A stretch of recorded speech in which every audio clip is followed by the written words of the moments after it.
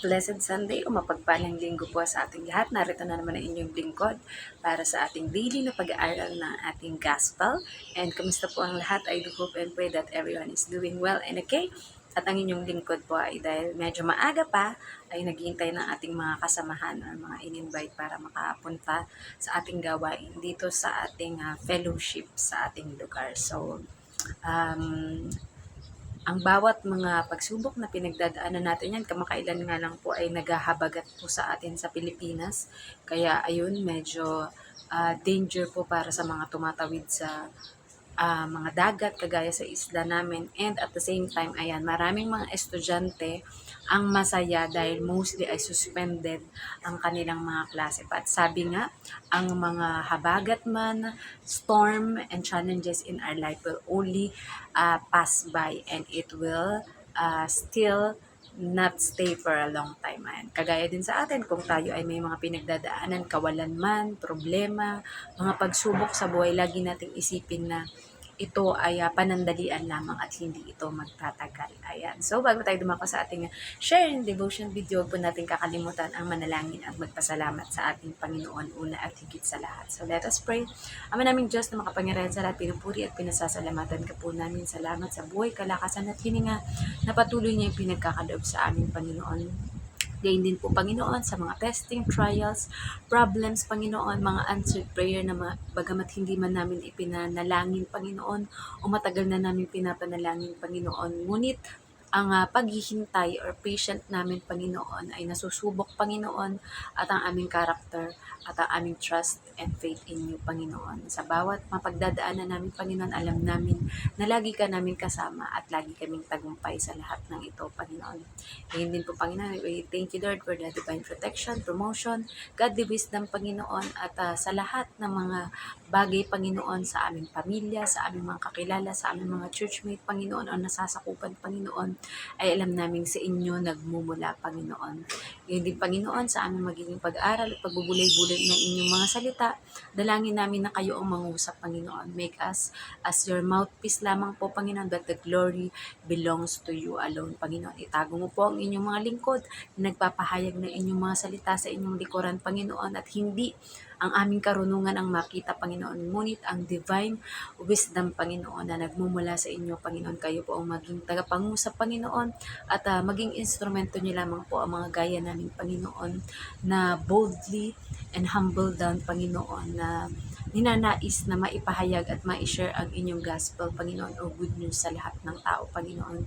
Kayo po ang hihipo sa bawat puso, isip at espiritu na makakapakinig, makakanood o makakabasa, Panginoon, sapagkat kayo ang may kakayahan sa lahat ng bagay, Panginoon. Our capability is limited, Panginoon, but your capability is unlimited, Panginoon.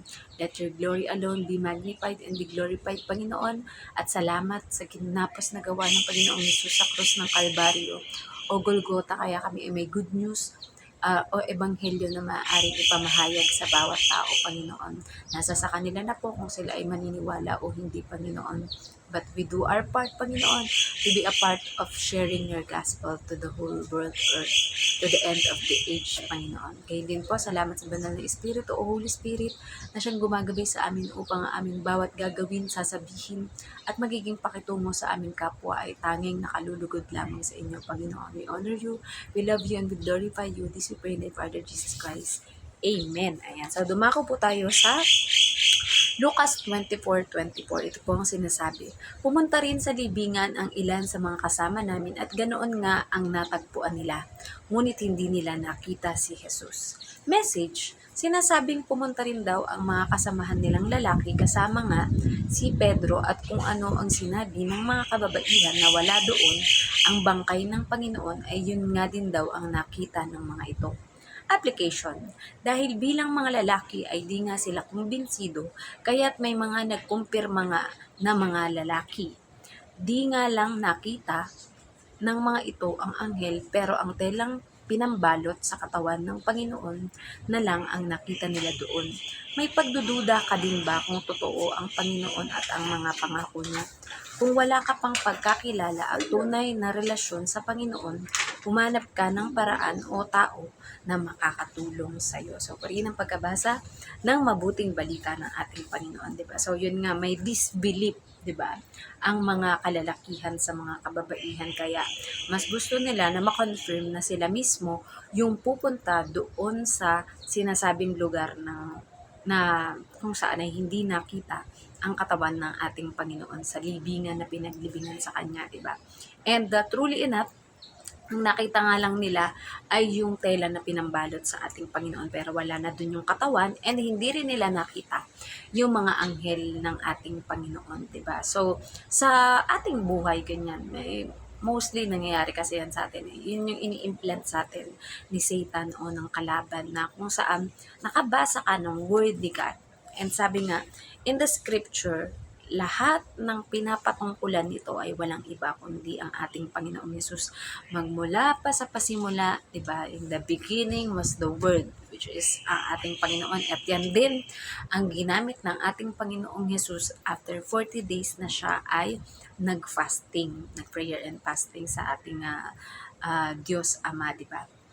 Na kung saan ay ang lagi niyang ang pinapang laban sa kanya ng kaaway ay ang scripture din, or 'di ba, na magduda, or parang sabihin na kung tunay ka nga na anak ng Diyos, eh gawin mo ngang tinapay ang batong ito, 'di ba, which is one of our favorite Bible verses simula pagkabata natin, ang Matthew 4:4, na hindi lamang nasusulat, sinabi ng ating Panginoong Yesus, na hindi lamang sa tinapay nabubuhay ang tao kundi sa bawat salitang namumutawi sa bibig ng Diyos. And ang mga salitang yun ay matatagpuan lamang natin sa Bible, which is kaya nga ito nasulat, di ba? Merong iba't ibang mga author, mga kilala natin ng four Gospels, John, Mark, Matthew, and Luke, di ba? And sila Apostle Paul, at marami pang iba, di ba, na mga nasulat. Pero kahit tignan mo siya back and forth from Genesis up to Revelation, may pinatutungkulan na iisang tao. May pinatutungkulan na isang um, magiging tagapagligtas, and the coming king, or the coming king, and then the Messiah, and that is none other than our Lord Jesus Christ, na nagmula siya from the word na naging tao at nagdwell among us, di ba? Na kung saan, ayun nga, di ba, sa atin bilang mga tao, hinanap natin, nasaan ba ang Diyos? Pag dumadaan ako sa mga problema, nasaan ba ang Diyos? Parang feeling ko malayo sa akin ng ating Panginoon, kasi hinahayaan niya na magdusa ako, na mahirapan ako, hinahayaan niya na malugmok ako, 'di ba? Na kung saan hindi mo pa nare-realize, kasi nga either wala ka pang faith kay God, or kilala mo si God but in a hindi malalim, hindi nag-ugat na pananampalataya. Kumbaga kilala mo lang siya by name, 'di ba? Na si Lord parang genie, or parang alam mo yon, yung taga-magician, na kapag ka halimbawa nasa danger ka, Lord, iligtas mo po ako dito, tapos bigla kang maliligtas, di ba? Tapos halimbawa may problema ka, parang yun na yung pag walang-wala ka na talagang malapitan na kahit sino, parang si Lord yung nagiging last option natin para tawagin, 'di ba, in times of help. Which is yun nga yung sinabi natin sa ating mga nakalipas na mga devotion, na dapat once we are facing any problem, ang una nating lalapitan, ang una nating isisik ay walang iba kundi ang ating Panginoon. Kagaya nga rin sa naging topic natin nung nakaraang Sunday natin na worship service, is the power of God, di ba? Ang Panginoon ay makapangyarihan sa lahat. And yung kapangyarihan ng ating Panginoong Diyos is He poured out into us, ayan, especially for those who believe, who seek Him, and who put their trust and faith into Him, di ba? Na pakiramdam mo, kahit sabi nga, you will boast all the more, dahil kapag ikaw ay nag-i-increase yung iyong pag-fall short or yung kasalanan mo, mas nag-a-abound naman yung love and power ni God na namumutawi sa iyo, 'di ba? Sabi nga, for God don't give us the spirit of timidity, hindi yung para matakot tayo, matamad tayo, kundi the power to declare His gospel, declare His power among others, di ba? Na kung saan makakatulong tayo para sa mga taong halimbawa nanghihina na ating mga kapatid o kakilala o kapamilya, di ba? To strengthen them dahil minsan ang tao kapag may problema kasi may gusto nila parang mapag-isa, parang I want to be alone. Gusto ko ako lang, moment ko lang 'to. Mareresolba 'to kapag nag-isip ako ng mga paraan para maresolbahan 'to, 'di ba? Pero sa moment na tayo ay yung gusto mo ng alone moment, yun yung mga time na mas lalo kang mag-meditate with the Word of God. Go to the Scripture. Kung kaya mo na basahin from Genesis up to Revelation ang Bible, makumpleto mo within 1 year, thanks God. And kung hindi naman kahit per one chapter, maunti-unti mo siya, is yun yung parang maging time mo na yung alone moment mo to meditate the Word of God, and makikita mo dun sasagot ang Panginoon sa bawat mga problema na kinakaharap natin, di ba? And yun, kapag halimbawa, iniisip mo na tunay ba yung mga pangako ng ating Panginoon, di ba? Dahil tunay at totoo na mangyayari at magaganap talaga yung pangako ng ating Panginoon. Either you are still living or you are already in His kingdom, di ba? Is makikita mo o magmamanifest ito sa buhay natin, di ba? Na kailangan lang na hindi natin hayaang mangibabaw sa atin yung pagduda. Yung kumbaga, sinabi na nga ng Diyos na I will never leave you nor forsake you. Pero pag dumadaan ka sa mga problema, totoo ba na hindi ba talaga ako iiwan ng Diyos? Hindi ba talaga niya ako pababayaan, di ba? Yung kumbaga, yung word ni God, may it be a strength to every one of us in our heart, in our spirit, 'di ba?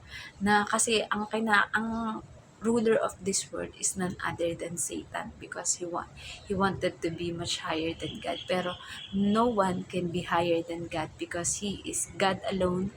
His thought is higher than our thoughts, and His ways is better than our ways, diba? Kaya we put all our trust into our Lord, and yun nga yung sinabi natin dito na if you wanted to have a deeper relationship or to know God and to know our Lord Jesus Christ, find any person that is letting you get near to God, not far from God because of doing a lot of things na maaaring maghiwalay sa ating Panginoon. But people, either pastors, missionaries, teachers ng gospel, di ba? If you wanted to study theology or in Bible school, why not, 'di ba? Pero as for the meantime, kung halimbawa ang kaya lang or capacity mo is to attend church, 'di ba? And magkaroon kayo ng discipleship class, leadership class, or mga foundation learning, or para ikaw ay mapalapit sa ating Panginoon, is you find a way. Sabi nga, if there's a will, there's a way, di ba? Na kung saan, kung gusto mo mas makilala ang ating Panginoon, dahil ba naging curious ka na about God, and may mga nakikita ka na mga kakilala mo, or may mga nakakasalubong ka na parang they are